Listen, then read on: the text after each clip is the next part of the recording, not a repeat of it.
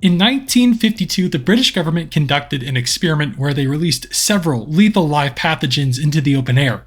And when civilians were exposed to these pathogens, they decided to cover it up. Now, as a primer, the Cold War wasn't just a nuclear arms race. Behind the curtain of a nuclear apocalypse, governments were experimenting with many differing methodologies to cause mass extinction for the human race. Amongst the more conventional means of just blowing up your problems, most countries started looking towards the human body's fragility as a means to effectively take control of an impending war. Scientists during this time weren't so interested in making things explode as much as they were interested in making infectious things more infectious. One of the more disturbing examples of this drive and experimentation to make war more deadly was during Operation Cauldron. In a remote area off the North Atlantic, just off the coast of Scotland's Isles of Lewis, scientists from Portondown and the Royal Navy, under the purview of the British Ministry of Defense, conducted an open-air biological weapons trial on live animals. What were they testing, you may ask? Oh, just the bubonic plague.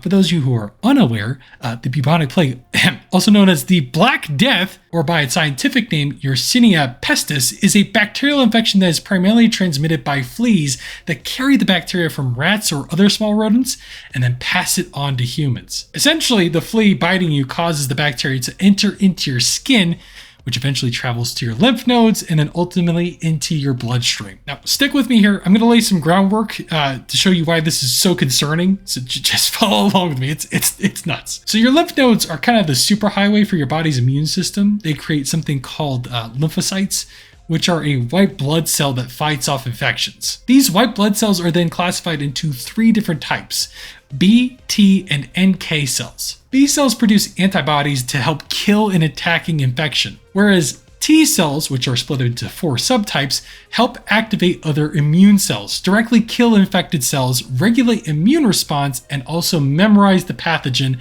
that caused the immune response in the first place. NK cells, which stands for natural killer, it's pretty metal, basically innately know what pathogens or unwanted cells are and will murk them on sight if they step into your body. Think of them kind of the rooftop Koreans of your immune system. They kill cells using these tiny granule proteins called perforin and granzymes, which create holes in a pathogen's cell wall and in turn cause cell death. All that to say, the bubonic plague kind of doesn't give a hoot about white blood cells at all. In fact, it actually has evolved to not only be resistant to the granules white blood cells produce, but it can actually take over and replicate inside of a white blood cell, which is freaky to think about, that these white blood cells, which have just like a singular job to kill pathogens, and not only can they not kill the bubonic plague, they get morphed into another plague cell themselves. It's freaking wacky, dude. To top this off, the bubonic plague can actually disrupt the body's ability to signal an immune response, allowing it to propagate much more quickly since it now has less white blood cells to deal with. So yeah, the fact that it gets into your lymphatic system is not only bad, it's super duper bad. Once the plague gets in there, it basically has the express lane to go everywhere you don't want a pathogen to go. The incubation period, which is the time it actually takes to show symptoms of an infection, is also kind of whack. It can be anywhere from 2 to 6 days after you've been exposed. So really, you may have this disease slowly building up inside of you for a hot minute before you start to even realize you're sick. And the numbers without treatment are not spectacular. It's about 40 to 70% chance that this disease takes you out. Now, the good news is that with treatment, things look a lot better at around 10 to 20% mortality on average. So pretty doable. Not sure why I wrote it that way. Oh yeah, I do the plague. It's doable. I could do it. What is really freaky is that the pneumonic plague exists, and while it's more rare than its bloodborne brother, it can spread from person to person through aerosolized droplets. I mean, the fact that it still exists to this day speaks to this disease's tenacity. Speaking of aerosolized droplets, with all that background out of the way, let's get back to our British friends, shall we? As I mentioned before, this operation was run by the Ministry of Defense, which is analogous to our DoD here in the United States. The mod utilized scientists from Portondown, which is a top secret chem and biological research facility.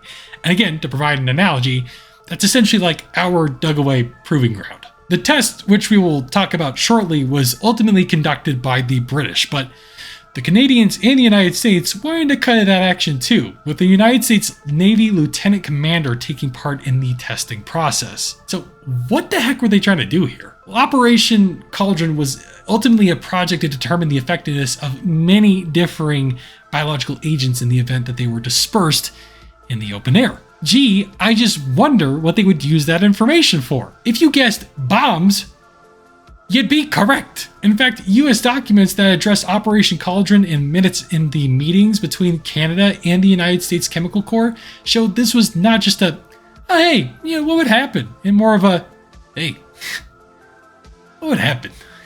This is a quote from one of the meetings between the Chemical Corps and Canada. It was agreed, studies should be continued on aerosols. All three countries should concentrate on the search for, incapacitating, and new type lethal agents. So yeah, biobombs. The biological agents that they were testing were the pneumonic and bubonic plague, brucellosis, and tularemia. I have no idea how to say that. I'm sorry. I'm gonna give up. Now, in a lot of seaborne environments, they will use some form of inert chemical in order to simulate a real threat, or even CS gas to try and keep up a little bit of that pressure without having actual drastic stakes. In this case, it was the real deal. So the way that this test was set up was that they had a 200 by 60 foot floating pontoon boat, which served as the main testing area. Off to the side of the pontoon was a ballast that held up a small explosive charge, which, when set off, would aerosolize a vial of the disease being tested. This in turn would cause a small cloud to waft over the unfortunate test subjects. The subjects in this case were monkeys and literal guinea pigs. They were held in boxes that kept their head exposed to the open air. These boxes were set up in an arc pattern to see how the cloud would spread from the epicenter of the explosion outward. Subjects would be transported from the Ben Lomond via a control boat all the way to the pontoon and handed off into the clean cabin on board. This is where unexposed test subjects as well as the radio man and a veterinarian took shelter during active testing. After offloading the subjects, the control boat would head upwind of the test for observation. The clean crew on the pontoon would then pass the animals to the dirty crew on deck, who would get the animals put in place. After getting the subjects ready, the crew would retreat inside to the dirty cabin where exposed test subjects were placed after each subsequent trial. The last man in would then seal the hatch and phone over to the clean compartment, letting them know that they were good to go. The radio man in the clean compartment would then call over to the control boat to let them know everything was ready for testing. The scientific officer on board the control boat would then signal the Ben Lomond via a flag as a final check to go forward with testing. Once Ben Lomond gave the approval, the scientific officer would call back to the radio man on the pontoon, and once the wind conditions were right, he would order fire. The pontoon crew would then either set off a bomb with the pathogen inside or spray a mist of one of those pathogens into the air from the aforementioned ballast. Once the animals got a healthy dose of death, the crew would then retrieve these poor little guys and place them back into the dirty cabin. Then the process would start all over again, and on average the crew would complete about 3 trials per day. Once the day was over, they would take all the subjects from the dirty compartment of the pontoon and then transport them over to the dirty cabin of the Ben Lomond. They were then taken out of these small boxes and then placed into cages within the Ben Lomond for observation. Samples would then be taken from these subjects while alive, and then autopsies would be conducted when they were no longer among the living. All in all, 3,492 guinea pigs and 83 monkeys were used in testing. All this isn't super awesome and kind of concerning from an ethical and just general safety standpoint, but the good news is it gets worse. So during testing, the researchers and Navy crew felt like they were good because they were in a decently remote area of the waters off the coast. As it turns out though, not nearly remote enough. During one of the days of testing, a civilian trawler called the Corella with 18 souls aboard was returning from a fishing expedition in Iceland and was heading straight towards the area of operation for these experiments. The captain on board the Ben Lomond saw the Corella but decided to go ahead with their next test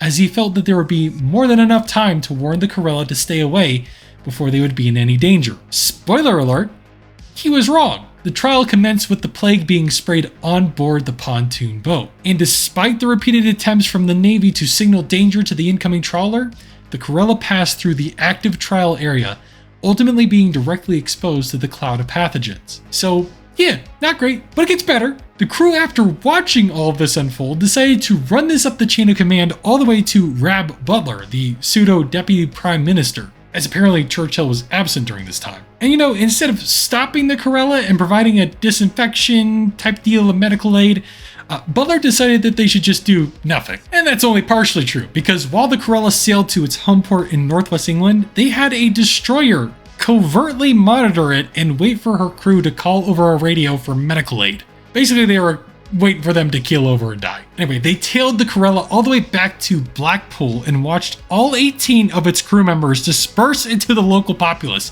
completely unaware that they might be literally carrying the Black Death with them. Yeah, basically they were like, yeah, hey, free human test subjects, I guess. Let's see how this goes. I don't know. Now, through God's mercy and blessing, none of the crew became ill, and none of them transmitted the disease to anyone else. Later on, the crew of the Corella would be informed that they were exposed to the plague, but not by the government, the people that exposed them, but instead the BBC, which is kind of like the PBS here in America. At the time, the government ordered all documents related to the incident and to Operation Cauldron be burned in a manner to conceal what happened and, if an outbreak did occur, dispel blame from themselves. The outcomes of the testing at the time showed positive results. However, a year later, the scientists reversed their conclusion and said that the outcome for the plague was a failure, and that brucellosis has not increased its reputation as a dangerous agent. So after all of that, the pathogens didn't even perform as expected. Sure, what they discovered what they were doing was ineffective, but also with the fallout of what could have happened, good lord. And with that being said, whenever people found out about this, they were forced to abandon all testing. So again, it all was for naught. All in all, the British government may have dodged a bullet when none of the Corella crew got sick, but they also dodged any accountability. And that, my friends, is a disease the government can't cure. And is always remember our sole objectives. Stop the killing, stop the dying. I'll see y'all later.